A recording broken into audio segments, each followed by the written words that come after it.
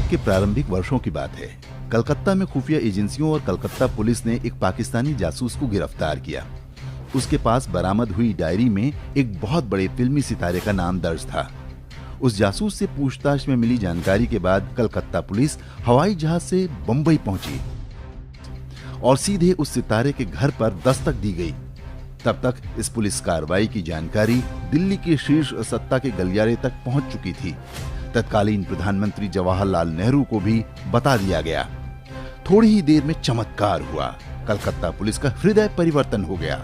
Police team उस फिल्मी सितारे के घर से यह कहते हुए खाली हाथ वापस लौट गई कि संभवतः वह जासूस उस फिल्मी सितारे का कोई फैन था और फिल्मी सितारे का उससे कोई लेना देना नहीं। आश्चर्यजनक तथ्य यह है कि उस जासूस से गहन पूछताछ के बाद आनन फानन में फ्लाइट से बंबई पहुंची कलकत्ता पुलिस को यह दिव्य ज्ञान उस जासूस से की गई गहन पूछताछ के दौरान नहीं हुआ, लेकिन बंबई में उस सितारे के घर पहुंचकर उसे वह दिव्य ज्ञान प्राप्त हो गया। ज्यादा शोर मचा तो जांच के लिए एक सरकारी कमेटी बना दी गई। उस कमेटी को तथाकथित जांच के बाद वही दिव्य ज्ञान प्राप्त हुआ जो कलकत्ता पुलिस को पहले ही मिल चुका था। यह कि वह पाकिस्तानी जासूस उस फिल्मी सितारे का बहुत बड़ा प्रशंसक था। लेकिन बात यहीं खत्म नहीं हुई। वर्ष 1965 में भारत पाकिस्तान युद्ध के दौरान खुफिया एजेंसियों ने पाकिस्तान से संपर्क वाले एक रेडियो ट्रांसमीटर के सिग्नल पकड़े।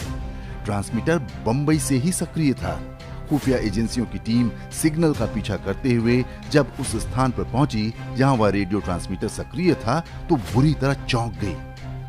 जिस मकान से वह ट्रांसमीटर बरामद हुआ वह घर उस समय के बहुत नामी गिरामी उसी फिल्मी सितारे का था, जिससे पूछताछ करने के लिए उसके घर कुछ वर्ष पूर्व कलकत्ता पुलिस पहुंची थी। एक बार फिर से चमत्कार हुआ। उस फिल्मी सितारे पर दिल्ली फिर मेहरबान हुई। रेडियो ट्रांसमीटर के विषय में उस फिल्मी सितारे ने बड़ी मासूम सफाई दी कि उसे पाकिस्तानी गाने सुनने का शौक है। भारत में सामान्य रेडियो पर पाकिस्तानी रेडियो प्रतिबंधित है, इसलिए उसने यह ट्रांसमीटर अपने घर में रखा है। इस बार भी उस फिल्मी सितारे की बात को शाश्वत सत्य मान लिया गया। एक जांच कमेटी बनी और उसने भी फिल्मी सितारे के उस वक्तव्य को सत्य घोषित कर दिया। देश को कभी बताया ही नहीं गया कि जो ट्रांसमीटर रखना किसी सामान्य नागरिक के लिए पूर्णतया प्रतिबंधित है और जिसे रखने पर कठोर दंड का प्रावधान है, वह उस फिल्मी सितारे ने कहां से, कैसे और किससे प्राप्त किया। देश की सुरक्षा और गुप्तचर एजेंसियों में जिम्मेदार पद पर कार्यरत किसी व्यक्ति के अतिरिक्त यदि किसी सामान्य नागरिक के पास पाकिस्तानी रेडियो ट्रांसमीटर आज भी बरामद हो जाए तो वह पूरी जिंदगी जेल में सड़ जाएगा। क्या आप जानते हैं कौन था वह फिल्मी सितारा?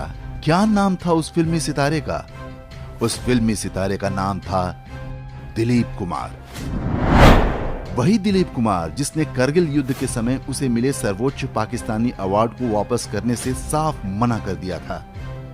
इसकी चर्चा कहीं किसी मीडिया में आज तक सुनी आपने? जो इक्का दुक्का समाचार आपको काफी प्रयास के बाद मिलेंगे वो इसलिए क्योंकि उनमें दिलीप कुमार की वकालत की गई है। उसे कभी भी प्रश्नों के कटघरे में नहीं खड़ा किया गया।